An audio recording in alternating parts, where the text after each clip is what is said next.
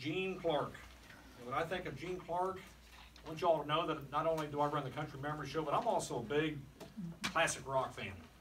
And I know, you know, some of the founding fathers of classic rock pretty much come right out of the Byrds family right there. There was Gene Clark, there was Roger McGuinn, Chris Hillman, and eventually Graham Parsons. So the Byrds are a big influence on my show and in my life too. So Gene Clark is one of the original founders of the Byrds, along with David Crosby of Crosby, Stills & Nash. Mr. Clark released 7 studio albums, 3 live albums, 10 compilations, 2 EPs, and 10 singles. He was commissioned by actor Dennis Hopper, and the latter also with Elizabeth Taylor and Rock Hudson, and Easy Rider with Peter Fonda and Jack Nicholson to write tracks for Hopper's film, American Dreamer. Clark's songs have been covered by Linda Ronstadt, the Flying Burrito Brothers, Leo Kottke, the Eagles, Pure Prairie League, Bonnie Raitt, Tom Petty, Velvet Crush, U2, Robert Plant, and Alison Krauss, and many others. Gene Clark passed away in 1991, but his spirit lives on, and it will now forever in the Missouri Music Hall of Fame especially. So do we have family members for Gene Clark? Can I welcome you up here to accept the honor? Come on, guys.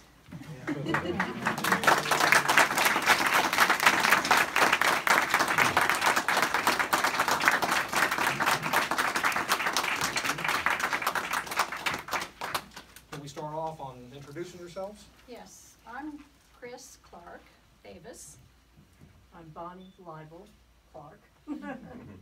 Brian Clark. And I'm Dan Clark. Okay. And you all siblings, or Yes. Yes. all siblings? Wow, Yeah. interesting. And where y'all come from? We're all from around the greater Kansas City Oh, area. excellent. So Yeah. not that far to travel. No. No. Yeah. And we have relatives on the East Coast and the West Coast, Mhm. and somewhere in between. And I have a little You go thing right I on would ahead. like to present. As I said, my name is Chris Clark Davis, and I am the middle child of 13. 13 living siblings. We had one sister that was born and didn't live very long. I'm in the middle of all that. So what I remember, what I remember of Gene, we grew up around the Swope Park area, and as younger children, we had a lot of room to roam, and Gene was always the adventurer. He always had something, you know, going on, and was always exploring the surroundings and everything of that area. And that was the inspiration for his song, Something's Wrong, and for the fields of corn on early summer mornings till late afternoons. Those are real things, guys. They were real. And I remember the green bean plants, and they always made me break out. I hated them. So anyway, along with that, his song Kansas City Southern was inspired by the Kansas City Railroad line that went right past our place where we lived over there near Swope Park. And later on, when we moved to Bonner Springs in 1960, Gene wasn't around home a lot. He started working with our dad and was gone quite a bit of the time. But he's also inspired, has written about the little town of Tonganoxie in one of his songs called Mary Sue.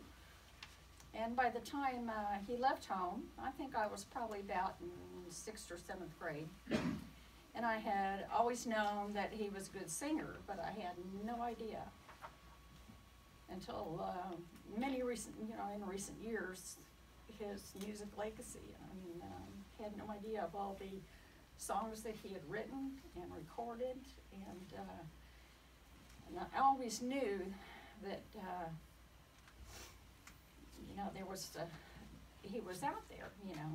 When we were kids, he was with the new Christy Minstrels starting out, and we had gone to see him perform at UMKC when they were in town, and the whole family, as a group of 13 of us, well, the 12 of us were kids, went to see him, and and then we later on, I think it was when he was with the Byrds, there was a a TV special on, in the Fry family in Bonner Springs, who owned the Ford dealership there, had invited us all to their home so that we could watch it on color TV, because we didn't have one.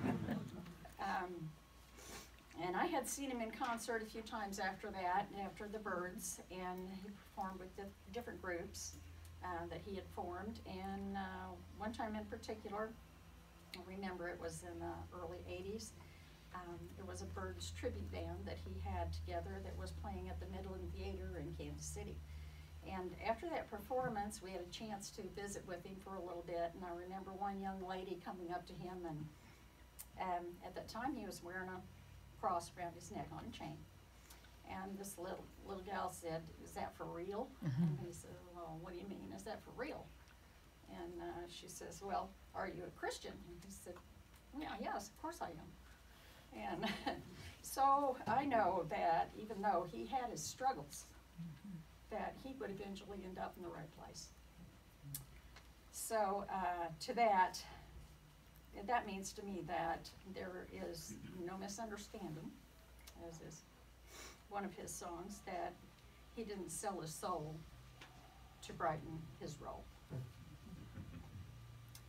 To this day, I'm still learning about the music that he's written, and am amazed at the amount of it that there is that has been recorded, especially by artists like Tom Petty, Alison Krauss, and Robert Plant, Linda Ronstadt, and many others.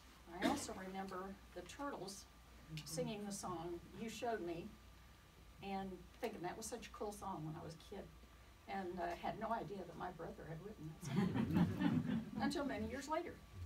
So, and recently there has been a lot of recorded music that was studio recorded, that was in the mid-60s, that has been released. At the moment, the name of the CD escapes me, I'm sorry. And like I said, to this day, there are still lots of, probably lots more out there that we haven't heard yet. I want to personally thank a few people that have put this presentation together that was given to the Missouri Music Hall of Fame, and that's made this evening possible. And they are Paul Kendall of Four Sons Productions, who, and with his sons, created the documentary Gene Clark, The Bird Who Flew Alone. Wayne Casper and Leslie Allen, who are here this evening from Tipton, Missouri. And Gene was born in Tipton, Missouri, and his place of burial is also in Tipton, Missouri. Tom Sanford, who is from Ontario, Canada, and Miss Ingrid McNamara, who is from New York, and they started the ball rolling to get everything together, to put together this the presentation that was sent to the Missouri Music Hall of Fame. And with that, I want to just say thank you to the thousands of his fans worldwide. Absolutely. And to on behalf of the entire Clark family, including his sons Kai and Kelly, who live in California. And oh, one more thing. With that being said, the next step, let's get Gene into the Songwriters Hall of Fame. Absolutely. There's a petition out there. So if you can get hold of that. Show me one from the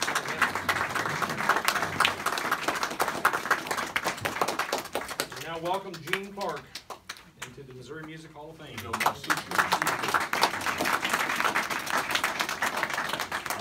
preacher, but she's the wordy one in the family.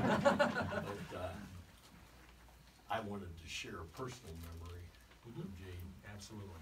He was just he's 5 years my senior, but just a little shaver. And Dad was the music teacher Yes. in the family, our father.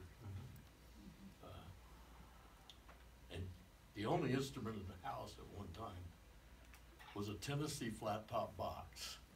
And if you're familiar with what that is, it's a big box acoustic guitar. And I recall that the body on that thing was about that wide and about that thick, and the neck on it had to be at least that wide. I may be exaggerating because my fingers have always been short and I never could get my arm around on the guitar. But Dad tried to teach each and every one of us, particularly the boys, how to play guitar.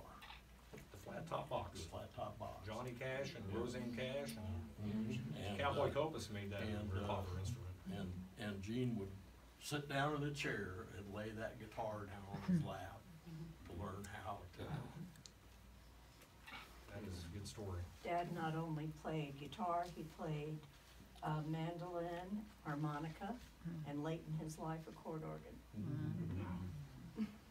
So he was the music teacher in the family. And some of us went on to vocal music, and I did through my career in school, and then also as a Christian minister, use my voice to present the Lord.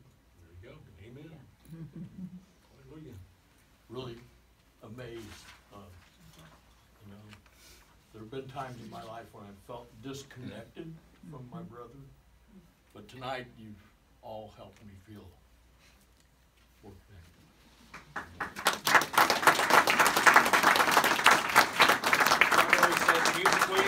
Yes. We're all related musically. Again, thank you very much. Thank You're you. welcome. Thank you all.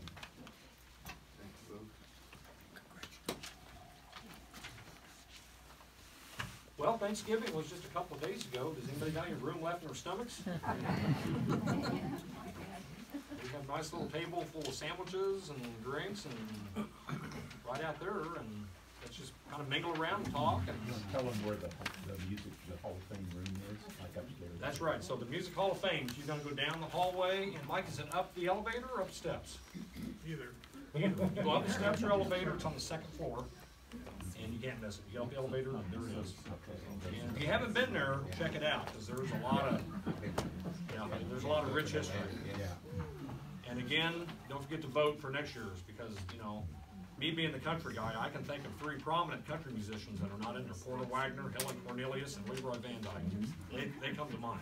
And they need to be in there. All so- from Missouri. All from Missouri. You bet. I think they all played at Raymer, Missouri, at this place called the Country Place. Country Place. Years ago. Yep. Yeah, we used to Yep, go they there. all became prominent musicians. Porter Wagner, of course, in the Hall of Fame. Oh, and, yeah. Leroy Van Dyke, he's still going. Helen Cornelius is from Hannibal. So, any questions or anybody got any comments? Let's give one more big round of applause.